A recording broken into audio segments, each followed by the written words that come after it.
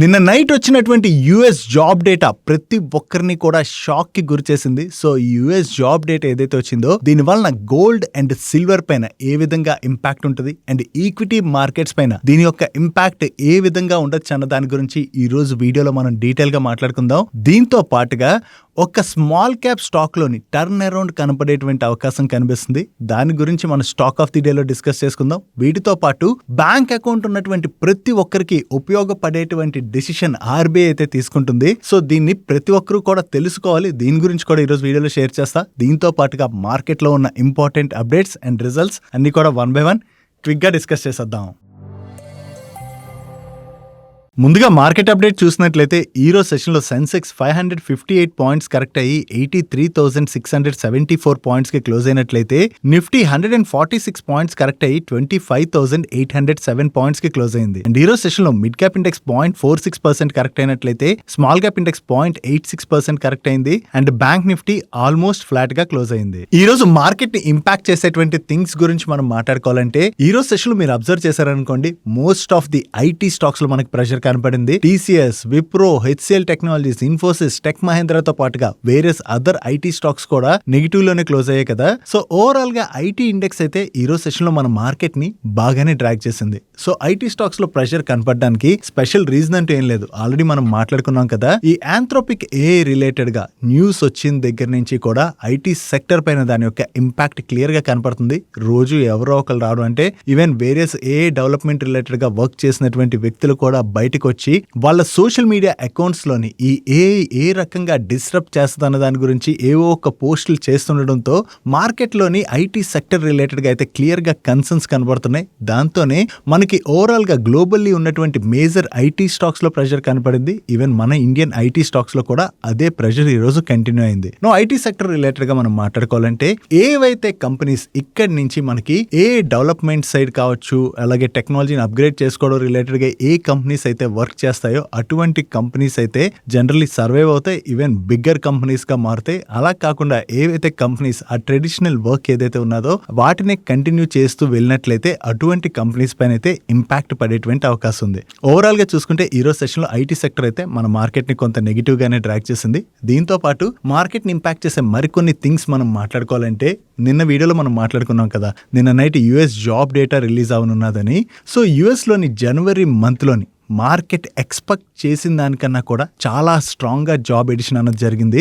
So ఇంత strong గా jobs add అవుతున్న ఎకానమీలో అంటే ఆ ఎకానమీ స్ట్రాంగ్ గా ఉన్నదనే అర్థం కదా. జనరల్లీ మనకి ఏదైనా సెంట్రల్ బ్యాంక్ రేట్ కట్ చేయాలంటే ఎప్పుడు రేట్ కట్ చేస్తుంది? ఎకానమీలో వీక్నెస్ కనపడింది అనుకోండి, అటువంటి టైంలోని మనకి మార్కెట్ లోని లిక్విడిటీని పంప్ చేసేందుకు గాను మనకి సెంట్రల్ బ్యాంక్స్ రేట్ కట్ చేస్తాయి. ఆల్రెడీ యుఎస్ ఫెడ్ ఏం చెప్తుంది, వస్తున్నటువంటి డేటా ఆధారంగా మేము రేట్ కట్ అన్నది చేస్తాం అండ్ రేట్ కట్స్ కూడా అంత త్వరగా చేయమన్నట్టుగా యుఎస్ ఫెడ్ ప్రీవియస్ గా చెప్పింది కదా. సో యుఎస్ ఫెడ్ దగ్గర నుంచి అటువంటి స్టేట్మెంట్స్ వచ్చినప్పుడు మార్కెట్లో ఏం ఎక్స్పెక్టేషన్స్ బిల్డ్ అయ్యాయంటే జూన్ మంత్ మీటింగ్ లో రేట్ కట్ ఉండొచ్చు అని చెప్పి మార్కెట్ లో ఎక్స్పెక్టేషన్స్ బిల్డ్ అయ్యాయి. బట్ ఈసారి ఈ జాబ్ డేటా ఏదైతే ఇంత స్ట్రాంగ్ గా వచ్చిందో దాంతో జూన్ లో కూడా రేట్ కట్ ఉండకపోవచ్చు.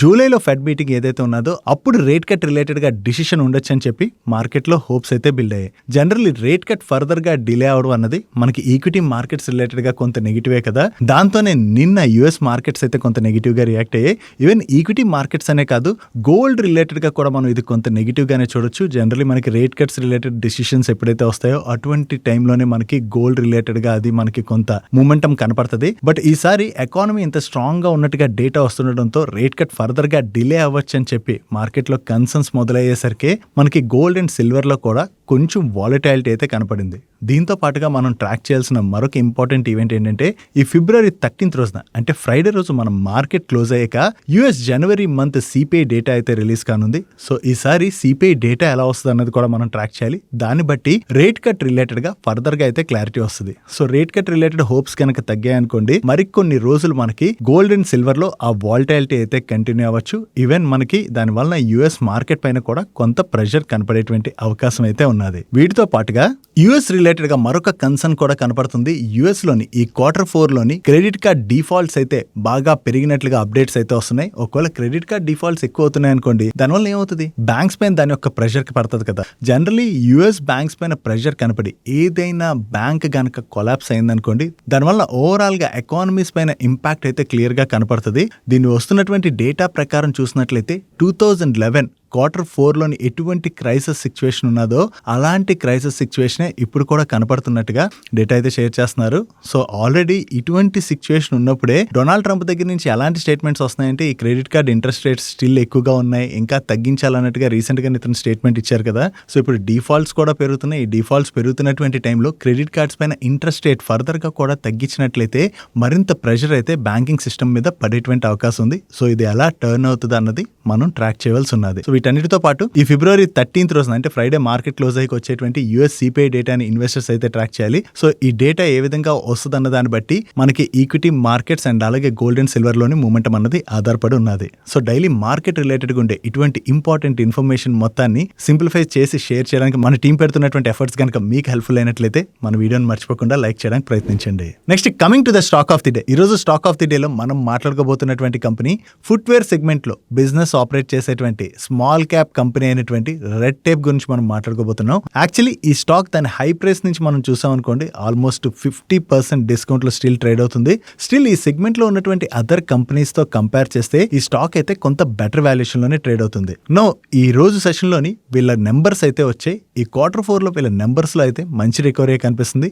ఇయర్ ఆన్ ఇయర్ లో మనం చూస్తే వీళ్ళ టాప్ లైన్ అంటే రెవెన్యూస్ లో 18% పైన గ్రోత్ డెలివర్ చేస్తే ప్యాట్ లో 43% పైన గ్రోత్ కనిపిస్తుంది. ఈవెన్ మార్జిన్స్ కూడా ఇంప్రూవ్ అయ్యాయి. సీక్వెన్షియల్ బేసిస్ లో కూడా వీళ్ళ నెంబర్స్ లో ఇంప్రూవ్మెంట్ కనపడింది. కానీ జనరల్లీ ఇటువంటి బిజినెస్ మన నెంబర్స్ కంపేర్ చేసేటప్పుడు ఇయర్ ఆన్ ఇయరే కంపేర్ చేయాలి. That December quarter especially year on ఇయరే కంపేర్ చేయాలి. ఎందుకంటే డిసెంబర్ క్వార్టర్ లో మనకి ఫెస్టివల్ సీజన్ ఎక్కువగా ఉండడం వల్ల వీళ్ళ సేల్స్ బాగా జరుగుతాయి కదా. సో అందుకనే మనం year on year number comparison చూడాలి. సీక్వెన్షియల్ బేస్ మరీ ఎక్కువగా గ్రోత్ ఉంది, కానీ ఇయర్ ఆన్ ఇయర్ లో చూస్తే మంచి గ్రోత్ డెలివర్ చేశారు. సో ఆ గ్రోత్ కనపడడంతోనే స్టాక్ ఇనిషియల్ గా పాజిటివ్ గా అంటే చాలా పాజిటివ్ గా రియాక్ట్ అయినా దాని తర్వాత కొంత కూల్ ఆఫ్ అయింది.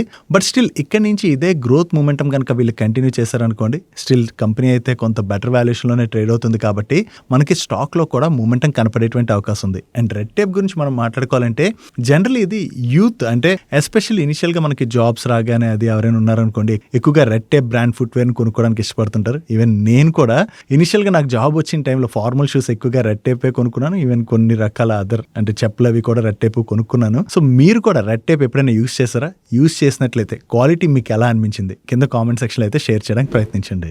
నెక్స్ట్ బ్యాంక్స్ రిలేటెడ్ గా ఆర్బీఐ కొన్ని కీ డిసిషన్స్ అయితే తీసుకుంది.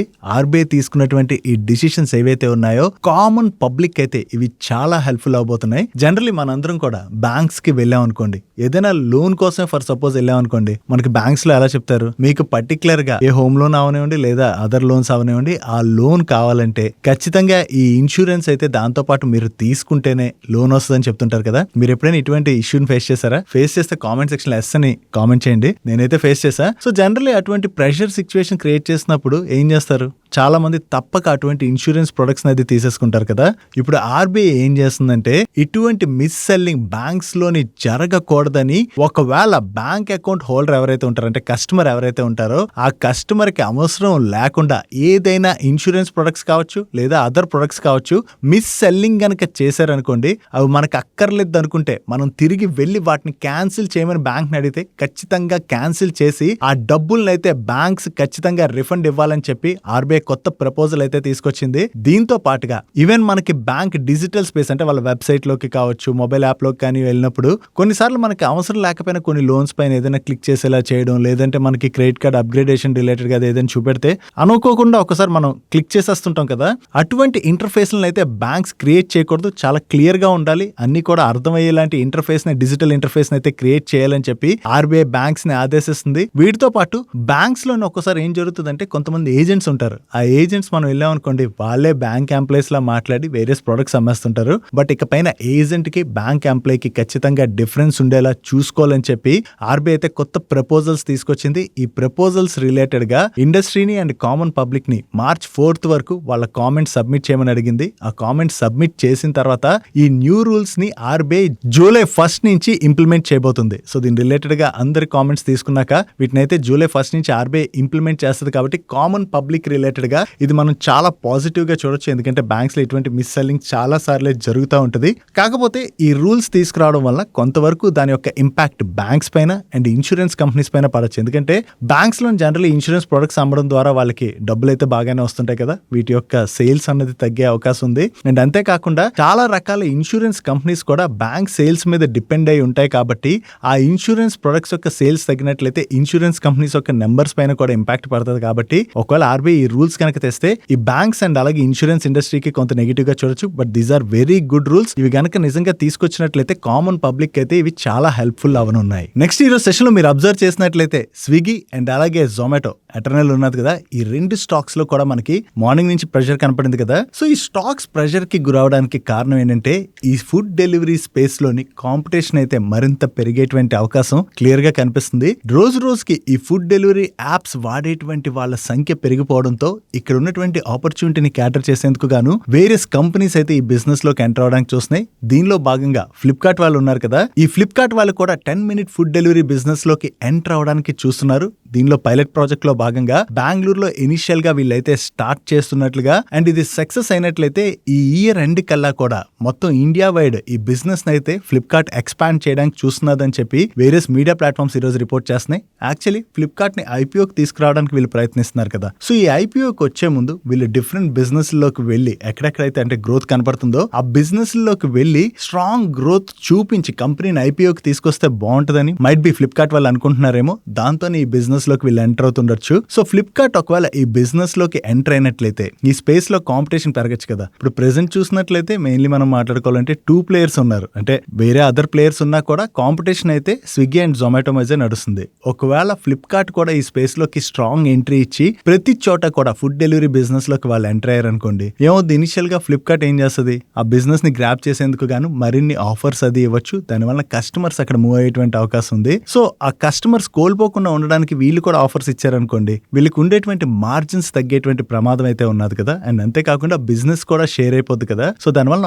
ఓవరాల్ గా వీళ్ళ మార్కెట్ షేర్ ని కోల్పోయేటువంటి ప్రమాదం ఉన్నదని కన్సర్న్స్ రావడంతోనే ఈ రోజు సెషన్ లో స్విగ్గీ అండ్ జొమాటో స్టాక్స్ లో అయితే మనకు ప్రెషర్ కనపడింది. సో ఫ్లిప్కార్ట్ ఎంట్రీ ఇస్తే నిజంగా దాని యొక్క ఇంపాక్ట్ స్విగ్గీ అండ్ జొమాటో మీద స్ట్రాంగ్ గా పడుతుందని మీరు అనుకుంటున్నారా? అనుకుంటే ఎస్ అని, లేదంటే నో అని కింద కామెంట్ సెక్షన్ లో షేర్ చేయడానికి ప్రయత్నించండి. నెక్స్ట్ రీసెంట్ గానే government of India nuclear energy segment లోని ప్రైవేట్ కంపెనీస్ ని కూడా అలో చేస్తూ డిసిషన్ తీసుకుంది కదా. ఈ న్యూక్లియర్ ఎనర్జీ సెగ్మెంట్ లోని ప్రైవేట్ పార్టిసిపేషన్ ని గవర్నమెంట్ అలో చేయడంతో ఇక్కడ ఉన్నటువంటి ఆపర్చునిటీని క్యాటర్ చేసేందుకు గాను అదానీ గ్రూప్ వాళ్ళు కూడా ఈ బిజినెస్ లోకి ఎంటర్ అవుతున్నట్టుగా అనౌన్స్ చేశారు. దీనిలో భాగంగా అదానీ పవర్ ఉన్నది కదా, ఈ అదానీ పవర్ వాళ్ళు అదానీ అటామిక్ ఎనర్జీ లిమిటెడ్ అనేటువంటి ఒక కొత్త సబ్సిడరీ కంపెనీని అయితే ఇన్కార్పొరేట్ చేశారు. ఈ సబ్సిడరీ కంపెనీ ద్వారా వీళ్ళు న్యూక్లియర్ ఎనర్జీ సెగ్మెంట్ లోకి అయితే ఎంటర్ అవుతున్నట్టుగా ఎక్స్చేంజెస్ అప్డేట్ చేయడం జరిగింది. సో ఓవరాల్ గా ఈ న్యూక్లియర్ ఎనర్జీ స్పేస్ లోని చాలా మంచి ఆపర్చునిటీ ఉన్నది. గవర్నమెంట్ కూడా ప్రైవేట్ కంపెనీస్ ని అలో చేయడం వల్ల ఈ ఆపర్చునిటీని మోర్ ప్రైవేట్ కంపెనీస్ క్యాటర్ చేసేందుకు ప్రయత్నించే అవకాశం అయితే ఉంది. ఫస్ట్ అదానీ గ్రూప్ అయితే ఎంటర్ అయింది కదా. సో ఇక్కడ నుంచి వీళ్ళు న్యూక్లియర్ ఎనర్జీ బిజినెస్ లోని ఈ కంపెనీని ఎలాగ ముందుకు తీసుకెళ్తారు అన్నది మనం చూడాలి. సో ఇక్కడ ఉన్నటువంటి ఆపర్చునిటీని స్ట్రాంగ్ గా క్యాటర్ చేయగలిసినట్లయితే అది అదానీ పవర్ కి అయితే డెఫినెట్లీ పాజిటివ్ కానుంది. నెక్స్ట్ యుఎస్ అండ్ బంగ్లాదేశ్ మధ్యన ట్రేడ్ డీల్ జరిగిన దగ్గర నుంచి కూడా మన టెక్స్టైల్ స్టాక్స్ లో అయితే ప్రెషర్ కనపడుతుంది కదా. దానికి కారణం వీళ్ళ ట్రేడ్ డీల్ లో భాగంగా ఒకవేళ బంగ్లాదేశ్ గనక యుఎస్ దగ్గర నుంచి కాటన్ ఇంపోర్ట్ చేసుకుని టెక్స్టైల్ ప్రొడక్ట్స్ మ్యానుఫ్యాక్చర్ చేసి యుఎస్ కి ఎక్స్పోర్ట్ చేశారనుకోండి, అటువంటి టెక్స్టైల్ ప్రొడక్ట్స్ పైన 0 టారిఫ్ బెనిఫిట్ అయితే ఇస్తామని యుఎస్ ఒక కండిషన్ పెట్టింది. సో యుఎస్ దగ్గర నుంచి ఎప్పుడైతే ఇటువంటి కండిషన్ వచ్చిందో మనతో పోలిస్తే బంగ్లాదేశ్ కి చెందినటువంటి టెక్స్టైల్ కంపెనీస్ కి ట్రేడ్ డీల్ లో భాగంగా చాలా పెద్ద బెనిఫిట్ దొరుకుతుందని చెప్పి మార్కెట్ లో కన్సర్న్స్ రైజ్ అవడంతోనే స్టాక్స్ లో మనం ప్రెజర్ చూసాం. ఆల్రెడీ బంగ్లాదేశ్ నుంచి మనకి టెక్స్టైల్ సెక్టర్ లోని చాలా స్ట్రాంగ్ కాంపిటీషన్ ఉన్నది. ఇప్పుడు ఈ 0% టారిఫ్ బెనిఫిట్ కూడా దొరికితే వాళ్ళు ఆ మార్కెట్ షేర్ ఇంకా ఎక్కువగా గ్రాబ్ చేసేటువంటి అవకాశం ఉన్నదని చెప్పి కన్సర్న్స్ అయితే రైజ్ అయ్యాయి. ఇప్పుడు దీని రిలేటెడ్ గా మన కామర్స్ మినిస్టర్ అయినటువంటి పీయూష్ గోయల్ గారు ఈ రోజు మాట్లాడుతూ బంగ్లాదేశ్ కి ట్రేడ్ డీల్ లో భాగంగా యుఎస్ ఏదైతే ఆ 0% టారిఫ్ అడ్వాంటేజ్ ఇచ్చిందో టెక్స్టైల్ సెక్టర్ కి, మనకి కూడా సిమిలర్ లైన్ లోనే అడ్వాంటేజెస్ అయితే వచ్చేటువంటి అవకాశం ఉన్నది అన్నట్టుగా ఆయన దగ్గర నుంచి కామెంట్స్ వచ్చాయి. అంటే దీని రిలేటెడ్ గా డిస్కషన్స్ జరుగుతున్నట్టున్నాయి. మైట్ బి మన టెక్స్టైల్ కంపెనీస్ కూడా యుఎస్ నుంచి కాటన్ ఇంపోర్ట్ చేసుకుని టెక్స్టైల్ ప్రొడక్ట్స్ మ్యానుఫ్యాక్చర్ చేసి యుఎస్ కి ఎక్స్పోర్ట్ చేస్తే మనకి కూడా యుఎస్ ఆ 0% టారిఫ్ బెనిఫిట్ ఇచ్చింది అనుకోండి, అప్పుడు బంగ్లాదేశ్ తో ఉన్నటువంటి కాంపిటీషన్ మనకి తగ్గిపోద్ది కదా. దానివల్ల మన టెక్స్టైల్ సెక్టర్ పైన ఇంపాక్ట్ పడకపోవచ్చు అని చెప్పి మార్కెట్ లో అయితే ఎక్స్పెక్టేషన్స్ బిల్డ్ అయ్యి, దాంతోనే ఈ రోజు సెషన్ లో టెక్స్టైల్ సెక్టర్ లో ఉన్నటువంటి స్టాక్స్ అన్ని కూడా పాజిటివ్ గా రియాక్ట్ అయ్యాయి. సో ఇతను చెప్తున్నట్టుగా ట్రేడ్ డీల్ లో భాగంగా నిజంగా యుఎస్ గనక ఆ బెనిఫిట్ ఇచ్చింది అనుకోండి, అది మన టెక్స్టైల్ సెక్టర్ రిలేటెడ్ గా బిగ్ పాజిటివ్ గా చూడొచ్చు. యాక్చువల్లీ టెక్స్టైల్ సెక్టర్ రిలేటెడ్ గా మాట్లాడుకోవాలంటే ఓన్లీ యుఎస్ తో జరిగినటువంటి ట్రేడ్ డీలే కాదు, ఈవెన్ యూరోపియన్ యూనియన్ తో అది జరిగినటువంటి ట్రేడ్ డీల్ అది ఉన్నది కదా, దాని వలన కూడా మన టెక్స్టైల్ సెక్టర్ కి అయితే లాంగ్ టర్మ్ లో బిగ్ పాజిటివ్ అవుతుంది. ఓన్లీ బంగ్లాదేశ్ కన్సర్న్, అంటే బంగ్లాదేశ్ ట్రేడ్ డీల్ జరిగిన తర్వాత కన్సర్న్ ఉన్నది. ఇప్పుడు ఆ కన్సర్న్ రిలేటెడ్ గా కూడా ఇతని దగ్గర నుంచి క్లారిటీ అయితే వచ్చింది. ఇంకా ఫర్దర్ గా యుఎస్ దగ్గర నుంచి కూడా అనౌన్స్మెంట్ వచ్చేసింది అనుకోండి, మన టెక్స్టైల్ సెక్టర్ కి అది మనం బిగ్ రిలీఫ్ గానే చూడాలి. నెక్స్ట్ ఈ రోజు మన defence acquisition council 3.25 lakh crores worth defence deal ని ఫ్రాన్స్ తో అప్రూవ్ చేసినట్టుగా వేరియస్ మీడియా ప్లాట్ఫామ్స్ రిపోర్ట్ చేస్తున్నాయి.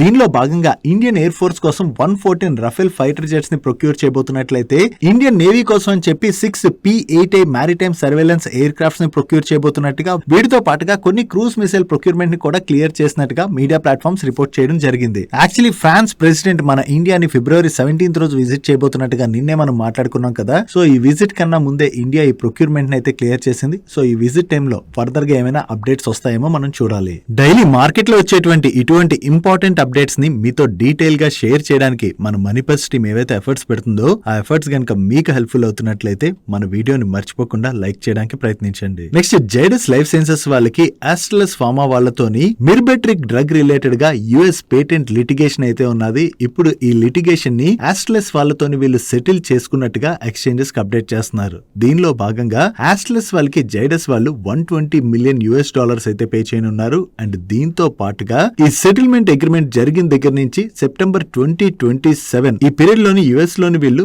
మిరాబర్గాన్ జెనరిక్ వెర్షన్ ఏదైతే ఉందో దాన్ని సెల్ చేసినట్లయితే పర్ యూనిట్ పైన లైసెన్సింగ్ ఫీని కూడా ఆస్ట్రలస్ వాళ్ళకి పే చేయవలసి ఉన్నది. సో దీంతోని ఆస్ట్రలస్ వాళ్ళతోని ఈ డ్రగ్ రిలేటెడ్ గా ఉన్నటువంటి పేటెంట్ లిటిగేషన్ ని జైడస్ వాళ్ళు సెటిల్ చేసుకున్నట్టుగా మనం అర్థం చేసుకోవచ్చు. నెక్స్ట్ ఇండియన్ రైల్వేస్ కి కవచ్ సిస్టమ్ సర్వీసెస్ ఆఫర్ చేసేటువంటి కెర్నెక్స్ మైక్రో సిస్టమ్స్ వాళ్ళకి బనారస్ లోకోమోటివ్ వర్క్స్ దగ్గర నుంచి కొత్తగా ఒక కాంట్రాక్ట్ వచ్చింది. ఈ contract value approximately 411 crores. And ఈ కాంట్రాక్ట్ లో భాగంగా వీళ్ళు 505 numbers of on board Kavach locomotive equipments ని సప్లై చేసి ఇన్స్టాల్ చేసి కమిషన్ చేయవలసి ఉన్నది. అండ్ ఈ కాంట్రాక్ట్ ని వీళ్ళు 12 months లో ఎగ్జిక్యూట్ చేయాలి. సో కవచ్ రిలేటెడ్ గా వర్క్ చేసేటువంటి కంపెనీస్ ఏవైతే ఉన్నాయో వాటికి ఇండియన్ రైల్వేస్ దగ్గర నుంచి కంటిన్యూస్ గా అయితే ఆర్డర్స్ వస్తుండటంతో ఈ కంపెనీస్ యొక్క ఆర్డర్ బుక్స్ కూడా బాగానే గ్రో అవుతున్నాయి. నెక్స్ట్ ఇన్ఫ్రా కంపెనీ అయినటువంటి సిగాల్ ఇండియా లిమిటెడ్ వాళ్ళ సబ్సిడరీ కంపెనీకి national highways authority of India వాళ్ళ దగ్గర నుంచి కొత్తగా ఒక LOA అయితే రిసీవ్ చేసుకున్నారు. దీనిలో భాగంగా వీళ్ళు బీహార్ లోని హైబ్రిడ్ యాన్యుటీ మోడ్ లోని 4-lane హైవే ప్రాజెక్ట్ రిలేటెడ్ గా వేరియస్ వర్క్స్ అయితే చేయవలసి ఉన్నది. అండ్ ఈ project value approximately 2160 crores. And దీన్ని 730 days లోని వీళ్ళు కన్స్ట్రక్ట్ చేసి 15 years పాటు ఆపరేషన్ అండ్ మెయింటెనెన్స్ సర్వీసెస్ అందించవలసి ఉన్నది. Next ICICI Prudential mutual fund వాళ్ళకి ఆర్బీఐ దగ్గర నుంచి ఒక ఇంపార్టెంట్ అప్రూవల్ వచ్చింది. ఈ ఐసిఐసిఐ ప్రుడెన్షియల్ అసెట్ మేనేజ్మెంట్ కంపెనీతో పాటుగా వీళ్ళ గ్రూప్ ఎంటిటీస్ అంటే ఐసిఐసిఐ బ్యాంక్ కావచ్చు అండ్ అదర్ గ్రూప్ ఎంటిటీస్ అన్ని కలిపి ఇక్కడ కనపడుతున్నటువంటి banks like Bandhan bank, city union bank, Equitas small finance bank తో పాటు మీకు ఇక్కడ స్క్రీన్ మీద చూడొచ్చు అదర్ బ్యాంక్స్. ఈ బ్యాంక్స్ లోని ఈచ్ బ్యాంక్ లోని అప్ టు 9.95% వరకు స్టేక్ ని ఎక్వైర్ చేసేందుకు గాను వీళ్ళకి ఆర్బీఐ అయితే అప్రూవల్ ఇవ్వడం జరిగింది. ఆర్బీఐ అప్రూవల్ ఇచ్చింది కదా అని చెప్పి ఈ అన్ని బ్యాంక్స్ లోని వీళ్ళ స్టేక్ ని అయితే ఎక్వైర్ చేయరు. ఒకవేళ వీళ్ళకి వీటిలో ఏదైనా ఇన్వెస్ట్ చేసినట్లయితే బాగుంటుంది అనిపించింది అనుకోండి, ఈ బ్యాంక్స్ లోనైతే స్టేక్స్ ని ఎక్వైర్ చేసేటువంటి అవకాశం ఉంది. ఒకవేళ లేదనుకోండి ఎక్వైర్ చేయరు కూడా. బట్ ఈ బ్యాంక్స్ లో స్టేక్ ఎక్వైర్ చేయాలంటే ఆర్బీఐ యొక్క అప్రూవల్ తీసుకోవాలి కాబట్టి వీళ్ళు ఆర్బీఐకి అప్లై చేసుకున్నారు. అండ్ ఇప్పుడు ఆర్బీఐ దగ్గర నుంచి ఈ అప్రూవల్ కూడా వీళ్ళకి వచ్చేసింది. నెక్స్ట్ రైల్వే పిఎస్యూ కంపెనీ అయినటువంటి రైల్టెల్ వాళ్ళకి లక్నో మున్సిపల్ కార్పొరేషన్ దగ్గర నుంచి కొత్తగా ఒక కాంట్రాక్ట్ వచ్చింది. Contract value approximately 17 crores. And ఈ కాంట్రాక్ట్ లో భాగంగా వీళ్ళు లక్నో మున్సిపల్ కార్పొరేషన్ వాళ్ళకి 5 years పాటు ప్రాజెక్ట్ మేనేజ్మెంట్ కన్సల్టెన్సీ సర్వీసెస్ అయితే అందించవలసి ఉన్నది. నెక్స్ట్ రియల్ ఎస్టేట్ కంపెనీ అయినటువంటి బ్రిగేడ్ ఎంటర్ప్రైజెస్ లిమిటెడ్ లిమిటెడ్ వాళ్ళు కేరళలోని వాళ్ళ బిజినెస్ ని ఎక్స్పాండ్ చేసేటువంటి ప్లాన్ లో భాగంగా కజాకోటం టెక్నో పార్క్ ఫేజ్ 1 లోని వరల్డ్ ట్రేడ్ సెంటర్ ప్రాజెక్ట్ ఏదైతే ఉన్నదో దానికి నిన్న భూమి పూజ చేసినట్లుగా వీళ్ళు ఎక్స్చేంజెస్ కి అప్డేట్ చేస్తున్నారు. దీనిలోని వీళ్ళు ఈ WTC సెంటర్ ఓవరాల్ గా 20 floors plus ground and 4 basements తో కలిపి ఉంటుందని, సో ఈ ప్రాజెక్ట్ ని లాంచ్ చేయడం ద్వారా కేరళలోని వీళ్ళ బిజినెస్ అయితే ఎక్స్పాండ్ చేస్తున్నట్టుగా వీళ్ళ మేనేజ్మెంట్ షేర్ చేస్తుంది. ఓవరాల్ గా ఈ కొత్త ప్రాజెక్ట్స్ ని లాంచ్ చేసుకోవడం ద్వారా వేరియస్ జియోగ్రఫీస్ లోని వీళ్ళ బిజినెస్ ని ఎక్స్పాండ్ చేస్తున్నారు కాబట్టి ఇది లాంగ్ టర్మ్ లో బ్రిగేడ్ వాళ్ళకి పాజిటివ్ కానుంది. నెక్స్ట్ హిండాల్కో వాళ్ళు రిలేటెడ్ గా ఒక నెగిటివ్ అప్డేట్ ఉన్నది. వీళ్ళ US కి చెందినటువంటి సబ్సిడరీ కంపెనీ అయిన నోవ్లిస్ వాళ్ళకి చెందిన న్యూయార్క్ మ్యానుఫ్యాక్చరింగ్ ప్లాంట్ లోని ప్రీవియస్ గా ఒక ఫైర్ యాక్సిడెంట్ జరిగింది. ఆ ఫైర్ యాక్సిడెంట్ గురించి ఆ టైంలో మనం మాట్లాడుకున్నాం కూడా. ఈ ఫైర్ యాక్సిడెంట్ వల్ల ఓవరాల్ గా వీళ్ళకి ఏదైతే ఫ్రీ క్యాష్ ఫ్లో కావచ్చు, అడ్జస్టెడ్ ఎబిటా ఇంపాక్ట్ ఏదైతే అయిందో దానిలోని 70 to 80% వరకు కూడా ఇన్సూరెన్స్ తో రికవర్ అయ్యేటువంటి అవకాశం ఉన్నదని చెప్పి వీళ్ళు షేర్ చేస్తున్నారు. అండ్ ఈ ప్లాంట్ లో ఫైర్ యాక్సిడెంట్ జరగడం వల్ల మ్యానుఫ్యాక్చరింగ్ యాక్టివిటీస్ నిలిచిపోయాయి కదా, ఇప్పుడు దీన్ని కంప్లీట్ గా వీళ్ళు మోడిఫై చేసి 2026 క్యాలెండర్ ఇయర్ Q2 లోనైతే రీస్టార్ట్ చేసేటువంటి అవకాశం ఉన్నదని చెప్పి వీళ్ళు షేర్ చేస్తున్నారు. ఓవరాల్ గా యాక్చువల్లీ వీళ్ళు ఇంకా ఫాస్ట్ గానే ఈ ప్లాంట్ లోని ఆపరేషన్స్ తిరిగి స్టార్ట్ చేయొచ్చు అని చెప్పి మార్కెట్ ఎక్స్పెక్ట్ చేసింది. బట్ ఫర్దర్ గా కొంత డిలే అవడం వలన వీళ్ళ మ్యానుఫ్యాక్చరింగ్ యాక్టివిటీస్ ఇంపాక్ట్ అవుతాయి కాబట్టి ఇది హిండాల్కో వాళ్ళ రిలేటెడ్ గా మనం కొంత నెగిటివ్ గా చూడొచ్చు. నెక్స్ట్ బొందాడా ఇంజనీరింగ్ వాళ్ళు దుబాయ్ కి చెందినటువంటి బ్రియాన్ స్టోన్ రెన్యూబుల్స్ వాళ్ళతోని ఒక MOU సైన్ చేశారు. ఈ MOU లో భాగంగా మన ఇండియా అండ్ ఇంటర్నేషనల్ మార్కెట్స్ లోని green power data centres development related గా వీళ్ళిద్దరూ కలిపి వర్క్ చేయబోతున్నట్టుగా షేర్ చేస్తున్నారు. ప్రెసెంట్ డేటా సెంటర్స్ రిలేటెడ్ గా మంచి ఆపర్చునిటీ క్రియేట్ అవుతుండడంతో ఆ ఆపర్చునిటీని క్యాటర్ చేసేందుకు గాను వీళ్ళిద్దరూ కొలాబరేట్ అయినట్టుగా మనం అర్థం చేసుకోవచ్చు. నెక్స్ట్ ఈ రోజు నెట్వెబ్ టెక్నాలజీస్ లోని ఒక బ్లాక్ ట్రేడ్ అయితే జరిగింది. ఈ బ్లాక్ ట్రేడ్ లోని ఓవరాల్ గా 3.93% ఈక్విటీ అయితే హ్యాండ్స్ చేంజ్ అవడం జరిగింది. ఈ బ్లాక్ ట్రేడ్ లో వీళ్ళ ప్రమోటర్స్ సెల్ చేసి ఉండొచ్చు అని చెప్పి మార్కెట్ లో ఎక్స్పెక్టేషన్ అయితే ఉన్నది. ఒకవేళ వీళ్ళ ప్రమోటర్స్ సెల్ చేసినట్లయితే వీళ్ళ దగ్గర నుంచి ఎవరు బై చేశారన్నది మనం చూడాలి. ఈ entire block trade related details మనకి ఈ రోజు నైట్ కి అప్డేట్ అవుతాయి. జగల్ వాళ్ళకి రెబెల్ ఫుడ్స్ ప్రైవేట్ లిమిటెడ్ వాళ్ళ దగ్గర నుంచి కొత్తగా ఒక కాంట్రాక్ట్ వచ్చింది. ఈ కాంట్రాక్ట్ లో భాగంగా ఈ రెబెల్ ఫుడ్స్ ప్రైవేట్ లిమిటెడ్ కి జగల్ వాళ్ళు 1 year పాటు జగల్ జోయర్ ప్లాట్ఫామ్ సర్వీసెస్ అయితే ప్రొవైడ్ చేయవలసి ఉన్నది. వీళ్ళు ఇలా కంటిన్యూస్ గా ఏవైతే కాంట్రాక్ట్స్ విన్ అవుతున్నారో ఇది జగల్ వాళ్ళ రిలేటెడ్ గా మనం పాజిటివ్ గా చూడొచ్చు. నెక్స్ట్ నిన్న మార్కెట్ క్లోజ్ అయిన తర్వాత LG ఎలక్ట్రానిక్స్ వాళ్ళ నెంబర్స్ వచ్చాయి. వీళ్ళ నెంబర్స్ ఎలా ఉన్నాయో చూద్దాం. ఇయర్ ఆన్ ఇయర్ లో వీళ్ళ సేల్స్ లో 6.4% డ్రాప్ కనపడుతున్నట్లయితే సీక్వెన్షియల్ బేసిస్ లో 33% డ్రాప్ కనిపిస్తుంది. ఈవెన్ ఈ క్వార్టర్ ఎబిట్ లో కూడా డ్రాప్ కనిపిస్తుంది. And last year same quarter లోని వీళ్ళు 233 crores ప్యాట్ జనరేట్ చేసినట్లయితే ప్రీవియస్ క్వార్టర్ లోని 389 crores ప్యాట్ జనరేట్ చేశారు. అండ్ ఈ క్వార్టర్ కి వీళ్ళ ప్యాట్ 89 crores కి తగ్గింది. ఓవరాల్ గా ఈ క్వార్టర్ లో వీళ్ళ నెంబర్స్ వీక్ గా ఉండడంతోనే స్టాక్ అయితే నెగిటివ్ గా రియాక్ట్ అయింది. వీళ్ళ మేనేజ్మెంట్ ఈ రిజల్ట్స్ రిలేటెడ్ గా కామెంట్ చేస్తూ ఫెస్టివ్ సీజన్ తర్వాత డిమాండ్ అయితే కొంత తగ్గిందని, కమింగ్ క్వార్టర్స్ లోని demand recovery and strong fundamentals అయితే గ్రోత్ మూమెంటం ని డ్రైవ్ చేస్తాయని చెప్పి వీళ్ళు ఎక్స్పెక్ట్ చేస్తున్నట్టుగా షేర్ చేస్తున్నారు. ఓవరాల్ గా చూసుకుంటే ఈ క్వార్టర్ లో నెంబర్స్ అయితే వీళ్ళవి వీక్ గానే ఉన్నాయి. నెక్స్ట్ లెన్స్ కార్ట్ వాళ్ళ నెంబర్స్ వచ్చి వీళ్ళ నెంబర్స్ ఎలా ఉన్నాయో చూద్దాం. ఇయర్ ఆన్ ఇయర్ లోని వీళ్ళ రెవెన్యూస్ లో 37.4% గ్రోత్ డెలివర్ చేసినట్లయితే ఎబిటాలో 90.6% గ్రోత్ డెలివర్ చేశారు. అండ్ ప్యాట్ లో 237% గ్రోత్ డెలివర్ చేయడం జరిగింది. అండ్ సీక్వెన్షియల్ బేసిస్ లో కంపేర్ చేసిన వీళ్ళు ఆపరేటింగ్ రెవెన్యూలో మంచి గ్రోత్ డెలివర్ చేశారు. అండ్ ప్రీవియస్ క్వార్టర్ లోని వీళ్ళు 103 crores ప్యాట్ జనరేట్ చేసినట్లయితే ఈ క్వార్టర్ లో 132 crores ప్యాట్ జనరేట్ చేశారు. Coming to the business highlights, ఈ క్వార్టర్ లోని వీళ్ళ ఐ టెస్ట్ లోని ఇయర్ ఆన్ ఇయర్ లో 53% పైన గ్రోత్ డెలివర్ చేసినట్లయితే వీళ్ళు సేల్ చేసినటువంటి ఐవేర్ యూనిట్స్ లోని 29% పైన గ్రోత్ డెలివర్ చేశారు. And last year same quarter తో కంపేర్ చేస్తే వీళ్ళ స్టోర్ ఎడిషన్ కూడా చాలా స్ట్రాంగ్ గా పెరిగింది. ఓవరాల్ గా ఈ క్వార్టర్ లో లెన్స్ కార్ట్ వాళ్ళ నెంబర్స్ బాగుండడంతోనే ఈ రోజు సెషన్ లో స్టాక్ పాజిటివ్ గా రియాక్ట్ అయింది. నెక్స్ట్ గర్వారే టెక్నికల్ ఫైబర్స్ వాళ్ళ నెంబర్స్ వచ్చాయి. వీళ్ళ నెంబర్స్ ఎలా ఉన్నాయో చూద్దాం. వీళ్ళ నెట్ సేల్స్ లోని ఇయర్ ఆన్ ఇయర్ లో 10.4% గ్రోత్ డెలివర్ చేసినట్లయితే నెట్ ప్రాఫిట్ లోని 17.6% గ్రోత్ డెలివర్ చేశారు. అండ్ ప్రీవియస్ క్వార్టర్ లో కంపేర్ చేసిన ఈ క్వార్టర్ లో వీళ్ళ ఆపరేటింగ్ రెవెన్యూ లో మంచి గ్రోత్ డెలివర్ చేయడం జరిగింది. అండ్ ప్రీవియస్ క్వార్టర్ లోని వీళ్ళు 31 crores ప్యాట్ జనరేట్ చేసినట్లయితే ఈ క్వార్టర్ లో 56 crores ప్యాట్ జనరేట్ చేశారు. ఓవరాల్ గా ఈ క్వార్టర్ లోని వీళ్ళ నెంబర్స్ బాగుండడంతో ఈ రోజు సెషన్ లో స్టాక్ అయితే పాజిటివ్ గా రియాక్ట్ అయింది. నెక్స్ట్ హికా లిమిటెడ్ వాళ్ళ నెంబర్స్ వచ్చాయి. వీళ్ళ నెంబర్స్ ఎలా ఉన్నాయో చూద్దాం.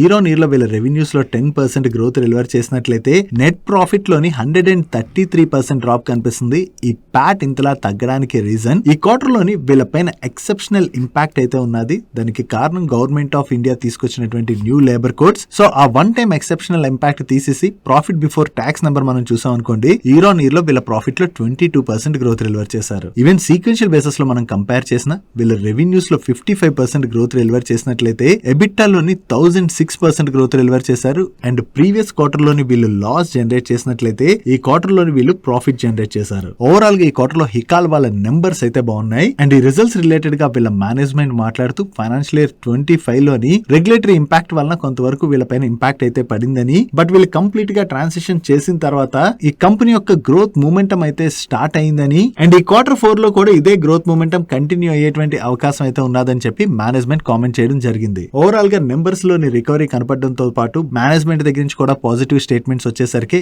ఈ రోజు సెషన్ లో స్టాక్ పాజిటివ్ గా రియాక్ట్ అయింది.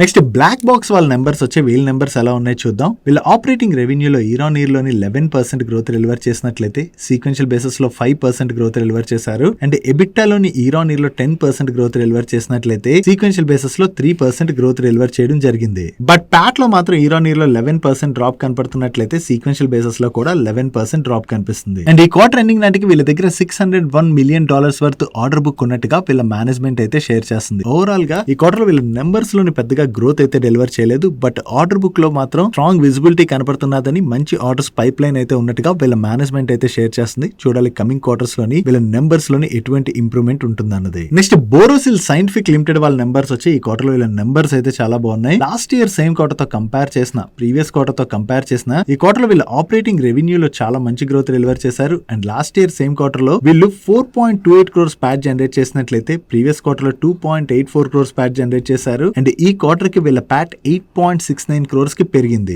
ఓవరాల్ గా ఈ క్వార్టర్ లో వీళ్ళ టాప్ లైన్ లోను బాటమ్ లైన్ లోను మంచి గ్రోత్ డెలివర్ చేయడంతో ఈ రోజు సెషన్ లో స్టాక్ పాజిటివ్ గా రియాక్ట్ అయింది. నెక్స్ట్ డిఫెన్స్ పిఎస్యు కంపెనీ అయినటువంటి హిందుస్థాన్ ఏరోనాటిక్స్ లిమిటెడ్ వాళ్ళ నెంబర్స్ వచ్చాయి. వీళ్ళ నెంబర్స్ ఎలా ఉన్నాయి చూద్దాం. లాస్ట్ ఇయర్ సేమ్ క్వార్టర్ తో కంపేర్ చేసిన, ప్రీవియస్ క్వార్టర్ తో కంపేర్ చేసిన ఈ క్వార్టర్ లో వీళ్ళ ఆపరేటింగ్ రెవెన్యూలో చాలా మంచి గ్రోత్ డెలివర్ చేశారు. And last year same quarter లోని వీళ్ళు 1439 crores ప్యాట్ జనరేట్ చేసినట్లయితే ప్రీవియస్ క్వార్టర్ లోని 1669 crores ప్యాట్ జనరేట్ చేశారు. అండ్ ఈ క్వార్టర్ లో వీళ్ళు 1866 crores ప్యాట్ జనరేట్ చేయడం జరిగింది. ఓవరాల్ గా ఈ క్వార్టర్ లో వీళ్ళు టాప్ లైన్ లోను బాటమ్ లైన్ లోను మంచి గ్రోత్ డెలివర్ చేశారు. అండ్ ఈ రిజల్ట్స్ తో పాటు హిందుస్థాన్ ఏరోనాటిక్స్ లిమిటెడ్ వాళ్ళ board 35 rupees per share dividend ని రికమెండ్ చేసింది. నెక్స్ట్ ఈ రోజు సెషన్ లో భారత్ ఫోర్జ్ వాళ్ళ నెంబర్స్ వచ్చే వీళ్ళ నెంబర్స్ ఎలా ఉన్నాయి చూద్దాం. లాస్ట్ ఇయర్ సేమ్ క్వార్టర్ తో కంపేర్ చేసిన, ప్రీవియస్ క్వార్టర్ తో కంపేర్ చేసిన ఈ క్వార్టర్ లోని వీళ్ళ రెవెన్యూస్ లో అయితే మంచి గ్రోత్ డెలివర్ చేశారు. ఈవెన్ ఎబిటాలో కూడా మంచి గ్రోత్ కనిపిస్తుంది. When it comes to Pat last year same quarter లో వీళ్ళు 212 crores ప్యాట్ జనరేట్ చేసినట్లయితే ప్రీవియస్ క్వార్టర్ లో 299 crores ప్యాట్ జనరేట్ చేశారు. అండ్ ఈ క్వార్టర్ లోని వీళ్ళు 272 crores ప్యాట్ జనరేట్ చేయడం జరిగింది. ఈ క్వార్టర్ లో వీళ్ళ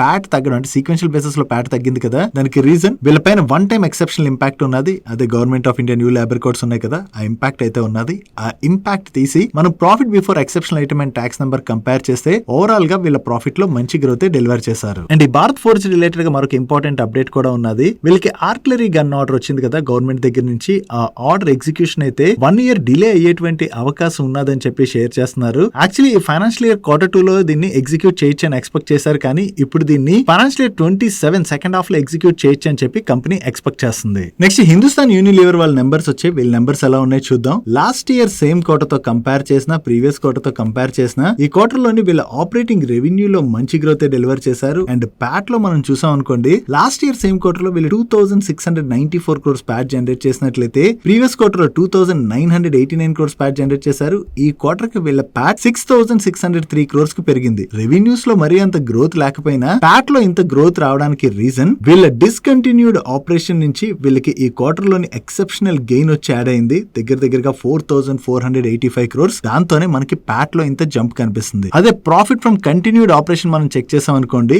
లాస్ట్ ఇయర్ సేమ్ క్వార్టర్ తో కంపేర్ చేసిన, ప్రీవియస్ క్వార్టర్ తో కంపేర్ చేసిన ఈ క్వార్టర్ ప్రాఫిట్ లోనైతే డ్రాప్ కనిపిస్తుంది. ఒకటి ఈ క్వార్టర్ లోని వీళ్ళ పైన లేబర్ కోడ్ ఇంపాక్ట్ కూడా ఉన్నది కదా, ఒకవేళ అది కూడా తీసి profit before exceptional item and tax number మనం కంపేర్ చేసినా కూడా ఈ క్వార్టర్ లో వీళ్ళ ప్రాఫిట్ లోనైతే పెద్దగా గ్రోత్ డెలివర్ చేయలేదు. నెక్స్ట్ కెర్నెక్స్ మైక్రో సిస్టమ్స్ వాళ్ళ నెంబర్స్ వచ్చాయి. ఇయర్ ఆన్ ఇయర్ లో వీళ్ళ ఆపరేటింగ్ రెవెన్యూలో 97% గ్రోత్ డెలివర్ చేసినా కూడా వీళ్ళ ప్యాట్ లోని 15% డ్రాప్ కనిపిస్తుంది. అండ్ సీక్వెన్షియల్ బేసిస్ లో కూడా వీళ్ళ ఆపరేటింగ్ రెవెన్యూలో చాలా మంచి గ్రోత్ డెలివర్ చేశారు. కానీ ప్యాట్ లో మాత్రం 7% పైన డ్రాప్ కనిపిస్తుంది. యాక్చువల్లీ ఈ క్వార్టర్ లోని వీళ్ళ మెటీరియల్ కాస్ట్ అనేది బాగా పెరిగిపోయింది. ఈ మెటీరియల్ కాస్ట్ ఇంతలా పెరగడంతో వీళ్ళ ఓవరాల్ ఎక్స్పెన్సెస్ పెరిగాయి. దాని వల్లనే మనకి రెవెన్యూస్ లో గ్రోత్ డెలివర్ చేసినా కూడా ప్యాట్ లో డ్రాప్ కనిపిస్తుంది. That's it for today's daily munch. ఈ రోజు డైలీ మంచ్ లో మేము షేర్ చేసిన ఇన్ఫర్మేషన్ మీకు హెల్ప్ఫుల్ అయినట్లయితే మన వీడియోని లైక్ చేస్తూ ఛానల్ సబ్స్క్రైబ్ చేసుకోవడం మర్చిపోకండి. నేను చంద్రశేఖర్ పత్రి మరొక ఇంట్రెస్టింగ్ వీడియోతో కలుద్దాం. Good night.